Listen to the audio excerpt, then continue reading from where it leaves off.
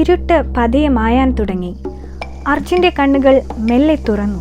തണുത്ത കാറ്റും കാടിൻ്റെ ഭയപ്പെടുത്തുന്ന ശബ്ദവും. 2 നിമിഷങ്ങൾക്കുള്ളിൽ സംഭവിച്ച കാര്യങ്ങളെല്ലാം മിന്നൽ വേഗത്തിൽ അവൻ്റെ മനസ്സിലൂടെ കടന്നുപോയി. രവിയുടെ മരണം. രവി എന്നവൻ അലറി വിളിച്ചു. അർജുൻ ഓടി ഷെഡിലേക്ക് ചെന്നു. അവിടെ ആ പ്രായമുള്ള മനുഷ്യൻ രവിയുടെ ബോഡി താഴത്തെ ലാബിലേക്ക് വലിച്ചിറക്കിക്കൊണ്ടിരിക്കുകയായിരുന്നു. പെട്ടെന്ന് ഒന്നും ആലോചിക്കാൻ നിൽക്കാതെ അർജുൻ അയാളെ സഹായിച്ചു. രവിയുടെ ബോഡിയുടെ ഒരറ്റത്ത് തൻ്റെ വിറയ്ക്കുന്ന കൈകൾ പിടിച്ചുകൊണ്ട് അവൻ ആ ബോഡി താഴേക്കെത്തിച്ചു. താഴെ എത്തിയതും അർജുൻ ദേഷ്യത്തോടെ ആ മനുഷ്യനോട് ചോദിച്ചു, നിങ്ങൾ എന്താണ് ചെയ്യുന്നത്? നിങ്ങൾക്ക് ഭ്രാന്താണോ? അർജുൻ്റെ കണ്ണുകൾ നിറഞ്ഞു. അവൻ വീണ്ടും പറഞ്ഞു, ഇവൻ എൻ്റെ കൂട്ടുകാരനാണ്. അവനെ നിങ്ങൾ എന്താണ് ചെയ്യാൻ പോകുന്നത് എന്ന് എനിക്കറിയണം. എന്നാൽ ഇത് കേട്ട ആ മനുഷ്യൻ പ്രത്യേകിച്ച് ഒരു വികാരവും പ്രകടിപ്പിച്ചില്ല. നിഗൂഢമായ ഒരു മുഖഭാവത്തിൽ അയാൾ അർജുനോട് പറഞ്ഞു, നിനക്ക് നിന്റെ കൂട്ടുകാരൻ്റെ ജീവൻ തിരിച്ചു വേണമെങ്കിൽ നീ ശാന്തനായിരിക്കുക. അർജുന് അതിൽ വിശ്വസിക്കാൻ കഴിഞ്ഞില്ലായിരുന്നു. ജീവൻ തിരിച്ചു തരുമെന്നോ? ഞാൻ നിങ്ങളെ വിശ്വസിക്കില്ല. നിങ്ങൾ എന്താണ് ചെയ്യാൻ പ്ലാൻ ചെയ്തിരിക്കുന്നത് എന്ന് എന്നോട് വ്യക്തമായി പറയാതെ ഞാൻ നിങ്ങളെ വിശ്വസിക്കില്ല. ഇനി നിങ്ങൾ പറയുന്നത് നുണയാണെങ്കിൽ നിങ്ങളുടെ ജീവൻ ഞാൻ അങ്ങ് എടുക്കും. എന്നാൽ അർജുൻ ഇത് പറഞ്ഞത് കേട്ടപ്പോൾ ആ മനുഷ്യൻ ചിരിക്കുകയാണ് ചെയ്തത്. ഒരു നിഗൂഢമായ ചിരിയോടെ അയാൾ അടുത്ത മുറിയിലേക്ക് പോയി. തിരിച്ചു വന്നത് 2 വിചിത്രമായ വസ്തുക്കളുമായിട്ടായിരുന്നു. ഒരു ജാറിൽ പച്ച നിറത്തിലുള്ള പേസ്റ്റ് പോലുള്ള എന്തോ ഒരു മരുന്നും മറ്റൊരു കുപ്പിയിൽ ബ്രൗൺ നിറത്തിലുള്ള എണ്ണ പോലുള്ള ഒരു ദ്രാവകവും കയ്യിൽ ഒരു ഗ്ലൗസും ഇട്ടിരുന്നു. എന്നിട്ട് ആ പേസ്റ്റ് രവിയുടെ നെറ്റിയിൽ പുരട്ടി. എന്നിട്ട് ഏതാനും നിമിഷങ്ങൾക്കകം അത് തുടച്ചു മാറ്റി.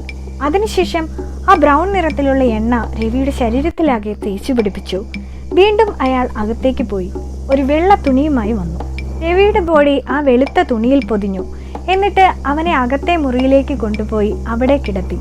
അതിനുശേഷം അയാൾ വന്ന അർജുനോട് പറഞ്ഞു, ഞാൻ അവൻ്റെ ജീവൻ അവനിലേക്ക് തിരിച്ചെത്തിക്കും. അത്രയും മാത്രം നീ അറിഞ്ഞാൽ മതി. അത് എങ്ങനെയെന്ന് നീ അറിയണ്ട. ഇപ്പോൾ നീ പോയി വിശ്രമിക്കുക. അർജുൻ നിസ്സഹായനായി, നിശബ്ദനായി, നിരാശനായി. എന്നാൽ അയാൾ പറയുന്നത് പോലെ സംഭവിക്കുകയാണെങ്കിൽ രവിയെ അവന് പഴയതുപോലെ തിരിച്ചു കിട്ടും. തൽക്കാലം അയാൾ പറഞ്ഞത് വിശ്വസിച്ച് നോക്കാം, അല്ലാതെ വേറെ വഴിയില്ലല്ലോ. അങ്ങനെ ചിന്തിച്ച് അർജുൻ തിരിച്ചു കൂടാരത്തിലേക്ക് പോയി. തിരക്ക് പിടിച്ച നഗരവീഥികൾ, വാഹനങ്ങൾ നിറഞ്ഞ തെരുവുകൾ, ഒരു TV ന്യൂസ്. വനാതിർത്തിയിൽ 2 യുവാക്കളുടെ ശവശരീരങ്ങൾ പോലീസ് കണ്ടിരിക്കുന്നു. ഏകദേശം 20 വയസ്സ് തോന്നിക്കുന്ന ശരീരങ്ങൾ ആളെ തിരിച്ചറിയാൻ കഴിയാത്ത വിധം വികൃതമായ അവസ്ഥയിലാണ്. വന്യമൃഗങ്ങളാൽ ആക്രമിക്കപ്പെട്ടതാണെന്നാണ് പോലീസിന്റെ നിഗമനം. കാണാതായ 2 വിദ്യാർത്ഥികളുടേതാണോ ഈ ശരീരങ്ങൾ എന്നും പോലീസ് സംശയിക്കുന്നു. കൂടുതൽ പരിശോധനകൾക്ക് ശേഷം മാത്രമേ അത് ഉറപ്പാക്കാൻ കഴിയുകയുള്ളൂ. എന്നാൽ തങ്ങൾ 2 പേരും മരിച്ചു എന്ന് ആളുകൾ മുഴുവൻ വിശ്വസിക്കുന്നു എന്ന് അർജുൻ ഒരിക്കലും കരുതിയിരുന്നില്ല.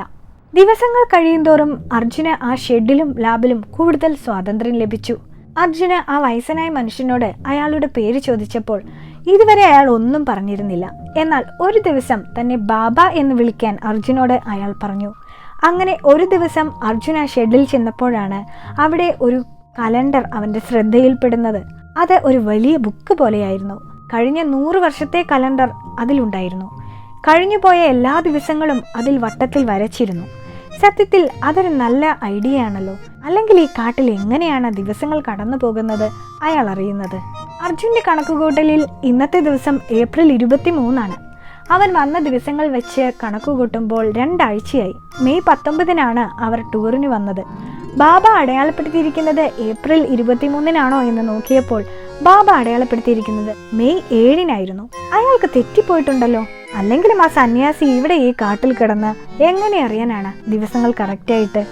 പക്ഷേ അടുത്ത നിമിഷം അർജുൻ ചിന്തിച്ചു, തെറ്റിപ്പോയതാണെങ്കിൽ ദിവസങ്ങൾ പുറകോട്ടല്ലേ അടയാളപ്പെടുത്താൻ സാധ്യതയുള്ളൂ, മുന്നോട്ടാവാൻ സാധ്യതയില്ലല്ലോ. വീണ്ടും അവൻ്റെ ഉള്ളിൽ ഒരു ഭയം കടന്നുകൂടി. ഈ സ്ഥലത്ത് ഇനി സമയത്തിന് എന്തെങ്കിലും ദുരൂഹത ഉണ്ടാവുമോ? എന്തായാലും ഇത് താൻ കണ്ട കാര്യം ഇപ്പോൾ ബാബ അറിയണ്ട. സത്യാവസ്ഥ എന്തെന്ന വഴിയെ മനസ്സിലാക്കാം എന്ന് അർജുൻ തീരുമാനിച്ചു. ഒന്നും അങ്ങോട്ട് ശരിയാകുന്നില്ലല്ലോ എന്നൊരു ചിന്ത അവനെ അലട്ടിക്കൊണ്ടിരുന്നു. ഈ കുടിലും ഷെഡും ഇതിനകത്തുള്ള സാധനങ്ങളും ഇതൊക്കെ ബാബ എവിടുന്ന് സംഘടിപ്പിക്കുന്നു? ഇയാൾ പുറത്തു പോകുന്നത് കാണുന്നേയില്ലല്ലോ. ആരെങ്കിലും ഈ കൊടും വനത്തിൽ ഇയാൾക്ക് ഇതൊക്കെ ഇവിടെ കൊണ്ടുവന്ന് കൊടുക്കുന്നുണ്ടാവുമോ? താഴെ ഒരു അരുവിയുണ്ട്, അവിടെ നിന്നും വെള്ളം എടുക്കാറുണ്ട്. ഭക്ഷണം കാട്ടുപഴങ്ങളാണ്. പക്ഷേ മരുന്നുകൾ ഉണ്ടാക്കാനും ശേഖരിക്കാനുമുള്ള ജാറുകളും കുപ്പികളും തുണികളും വിവിധങ്ങളായ പണിയായുധങ്ങളുമൊക്കെ ബാബ എങ്ങനെ സംഘടിപ്പിക്കുന്നു? അവയൊന്നും തീർന്നു പോകുന്നുമില്ല. ബാബ എപ്പോഴെങ്കിലും പുറത്തു പോകുന്നുണ്ടോ എന്ന് കണ്ടുപിടിക്കണം. താൻ ബാബയെ കാണാത്ത സമയം താൻ ഉറങ്ങുന്ന സമയമാണ്. അപ്പോൾ ഇയാൾ എന്ത് ചെയ്യുന്നു എന്ന് കണ്ടുപിടിക്കണം. ഒരു ദിവസം രാത്രി അർജുൻ താൻ ഉറങ്ങുന്നില്ല എന്ന് തീരുമാനിച്ചു. ഭക്ഷണം കഴിച്ച അവൻ കൂടാരത്തിൽ ഉറങ്ങാതെ കാത്തിരിക്കാൻ ശ്രമിച്ചു. എന്നാൽ അവന് അത് കഴിഞ്ഞില്ല. ഏതോ ശക്തമായ മയക്കുമരുന്ന് കഴിച്ചതുപോലെ തൻ്റെ കണ്ണുകൾ അടഞ്ഞു പോകുന്നത് അവൻ അറിഞ്ഞു. അവൻ ശക്തമായി പരിശ്രമിച്ചിട്ടും അവൻ ഉറങ്ങാതിരിക്കാൻ കഴിഞ്ഞില്ല. ആഴത്തിലുള്ള ഒരു ഉറക്കത്തിലേക്ക് അവൻ വീണുപോയിരിക്കുന്നു.